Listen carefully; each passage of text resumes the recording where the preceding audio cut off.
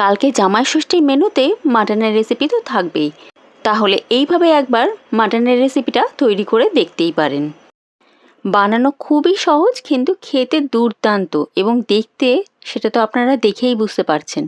একটা স্পেশাল দিনে এইরকম একটা স্পেশাল মেনু থাকলে সত্যি জমে যায়। তাহলে আসুন চট করে বানিয়ে ফেলি এই দুর্দান্ত মাটনের রেসিপিটা।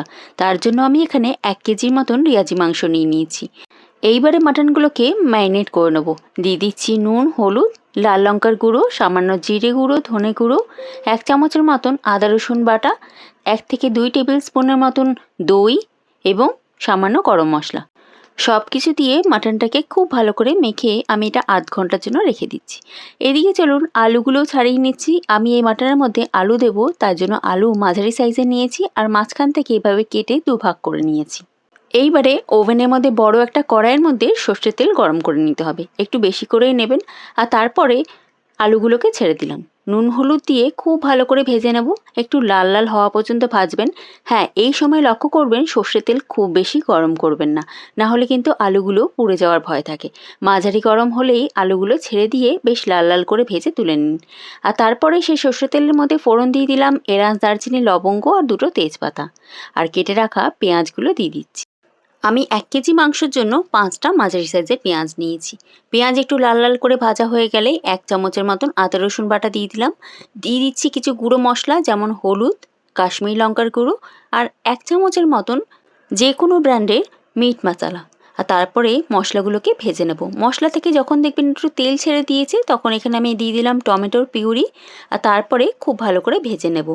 ভাজা হয়ে গেলে আর টমেটো পিউরির বেশ কাঁচা গন্ধটা চলে গেলেই এখানে যে মাটনটা ম্যারিনেট করে রেখেছিলাম সেই মাটনটা দিয়ে দেবো।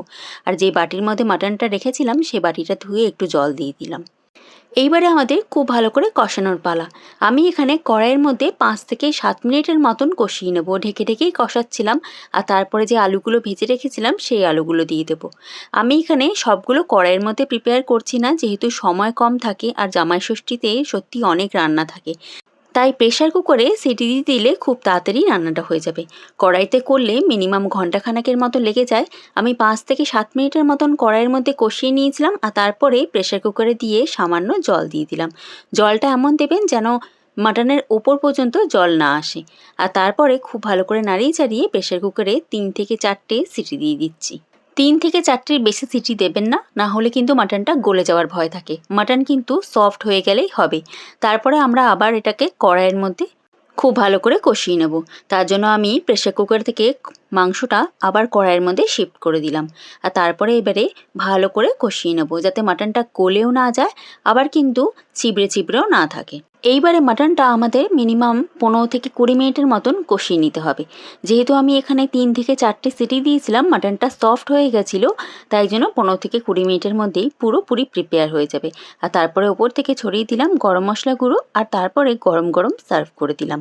দেখলেন তো কত সহজেই এবং কত কম সময়ের মধ্যে এরকম একটা দুর্দান্ত মাটনের রেসিপি তৈরি হয়ে গেল। তাহলে কালকে জামাই ষষ্ঠীতে যখন অনেক রান্নার চাপ থাকবে, তখন সহজেই এই মাটনটা একবার ট্রাই করে দেখবেন। তাহলে রেসিপিটি ভালো লাগলে অবশ্যই আমার ভিডিওটি একটা লাইক করে দেবেন এবং কেমন লাগলো মাটনটা অবশ্যই আমাকে কমেন্ট করতে ভুলবেন না।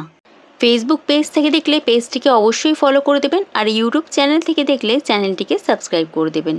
তাহলে আসছি আবার নতুন রেসিপি নিয়ে নতুন ভিডিওতে। এখনকার মতন ধন্যবাদ।